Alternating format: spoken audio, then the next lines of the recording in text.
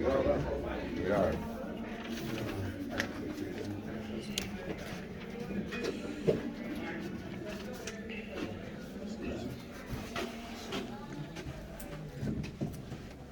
Good evening. Good win for our group against, we think it's the hottest team in our league right now. Winners of 5 in a row.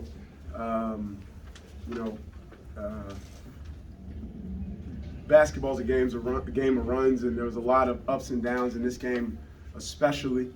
I thought our guys showed some resiliency in the second half, getting down 6 or so, and then a really rough patch. We're usually better offensively in the second half, and we're a lot better offensively at home, for the most part. We weren't in the second half. Our lone three was a huge one from Ronald, but found a way to get stops and create some scores at the free throw line when our offense wasn't fluid. But a reason our offense wasn't fluid, a big credit to those guys. They really defended well and hard. Their group plays with a great spirit. I felt like our guys' spirit was pretty good today as well.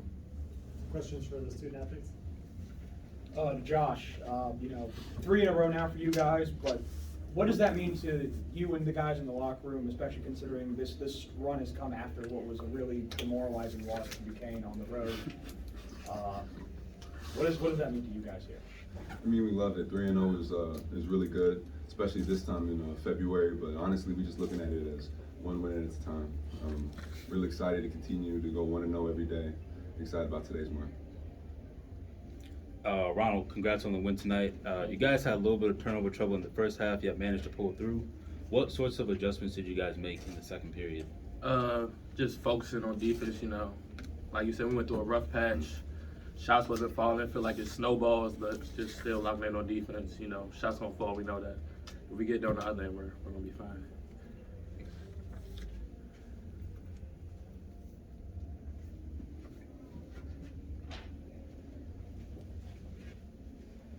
You guys got to the line a lot tonight. For either of you want to answer this, how important was that to kind of take advantage of them getting in foul trouble early in this game, to be able to just continue to attack them, get to the line, get your free throws, and come out with a win tonight? Yeah, I mean, attacking the paint, we want to be a very dominant team when it comes to playing inside the paint. We want to be hungry, real hungry, like everybody eat a chicken sandwich. Just making sure that we can continue to dominate in the paint, keep attacking. They're a physical team, so just being solid, being strong with the ball. If you're playing very physical, then you want to get some foul calls. So just not letting them take our ball, just being decisive. Ronald, your 3 with 2:01 to play gave you guys the lead for good, especially after the threes weren't falling for you guys in the second half. What was the approach? What was the key? Well, Saquon made a great drive. He played out 2, made a great play. Just routine shot, shooting the open shot, shooting the right shot. I felt that was the right shot. Say made a great play, made a great pass. And Josh, it felt like in the first half both teams had issues at the free throw line. How huge was it for you guys to be able to get to the line and you didn't make all your free throws, but you guys were able to get enough to make it a 2-possession cushion at the end? Yeah, we definitely struggled a little bit, but I'm really proud about the way that we were able to pull together and start to lock in, making 1, sometimes making 2, but just doing whatever it takes to win. Coach told us a story about how Nate's team won the Pac-12 championship with 9 minutes left. They were up 8, and they didn't score a single point. Field goal. And just making sure that you're able to make your free throws, so that's big. And lock in when we can't make them and play defense. Anything else for the student athletes? Chick-fil-A or Popeyes? Chick-fil-A, what? I was finishing his question. I'd be remiss if I didn't mention, our fans today. It's always good with homecoming. You can really feel it, the energy in the building. And from the first time I walked in here, I imagined what it would look like, filled 6,513 announced. But really appreciative for everyone that, made the trip to Fairfax today to be at the game and support us. And happy homecoming to Mason Nation. Oh. Coach, the conference is really jammed up, especially where you're on the conference. Outside of the record, are you where you thought you would be right here as far as how you're playing, the style that you're playing? Yeah, I think the overall spirit of the team is getting better. We have some disappointing losses, at St. Louis, GW at home, and St. Joe's to come to mind. Games we felt like we should have won, but I'm really proud of the way that the team has responded. It's not really about what you thought, it's about what you can adjust to, because in our game, guys are going to go down, injuries, foul trouble, whatever. You have to adjust to the group you have on the court, the group you have available. And we preach to the guys all the time, no one cares. No one cares who's available, who's not. We just got to find a way to continue to improve and get better. These last 3 games were great. Really good wins for us. We get to continue to try to rise in the standings of this league. 3 games to go.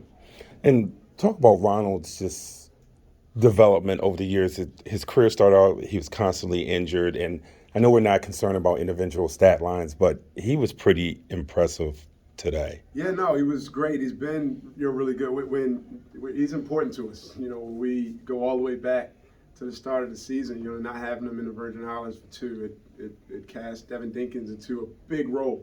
Not having him at VCU after he played great at Rhode Island. The point guard is really important to have him on your court, and especially him. He was injury riddled, first 2 seasons here. He's finally getting healthy. He's getting in a rhythm. He's learned a new system, new teammates. He's as important as any one of our players are.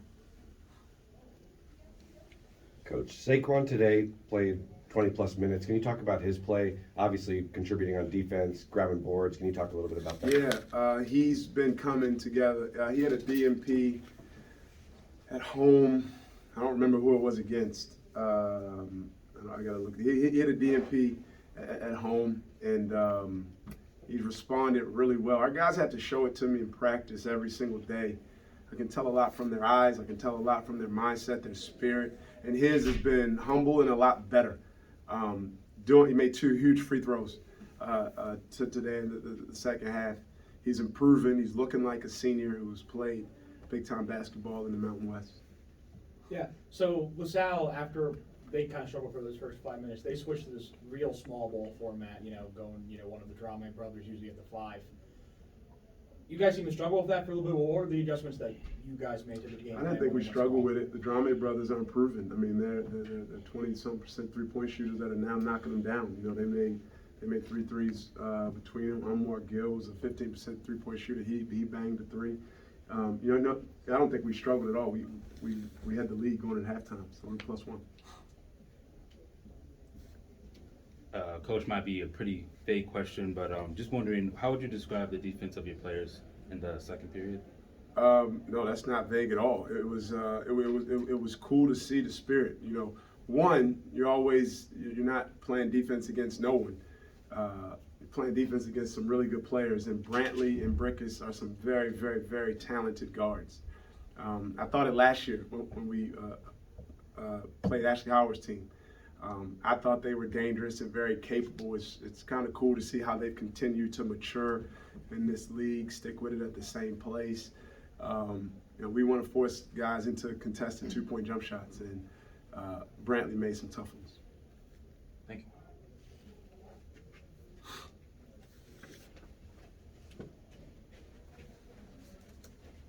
Coach, getting to the line tonight, how important was that to the success to get this win, to get them early in foul trouble, to be able to get the line in 21 of 34, I think, from the line was? Yeah, we play inside out. I think we're the first or second most foul team in our league. We really, obviously, Josh is a big part of it. He demands a lot. A lot of them were fouls from double teams. Him getting through. Some of them were them fouling late in the game to extend the game. No, we want to get inside, not to get fouled, just to the rim is sacred. The rim is sacred, and teams want to protect the rim, and that's where fouls happen. It's a good run for you guys, 3 in a row. 3 games left. How big is that momentum-wise to want to go into A-10s on a high note? Yeah, got a week off, of games. We'll get some rehab, some rest for our guys, continue to practice and improve before we head into Dayton, which I think is one of the best, most cool places to play in the country. UD Arena, a great team that we have a ton of respect for, and sits up top, sits at the top of our league. We just continue to get better every single day. You know, it's a different A10 this season, right? So the conference tournament has some different implications. It's like kind of, I don't want to say too much, but we just got to win we have to continue to improve. We have 3 more games heading into Brooklyn. And the last one for me, just a foul on Justin in the second half. You were kind of vocal on that with him on the sideline. What was kind of that? We don't flop. We don't flop. We don't flop. And we take charges head on in our chest, and it's glorious when you do it. So we got to keep working on that with our guys, but we don't flop. That's important to me. Kim, if you could expand on the crowd today for homecoming and just the boost that it gave you guys. No, it was great. It was great. It was loud, you know, especially some key moments in the games.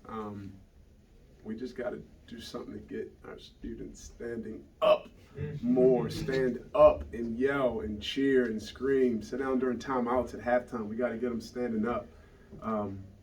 We're going to do something for Fordham. I don't know, if you stand up, if I don't know, we'll give you something, food for free, pizza, chicken sandwiches. We're going to give you something for free, students, if you can demonstrate that you stood up for over half the game.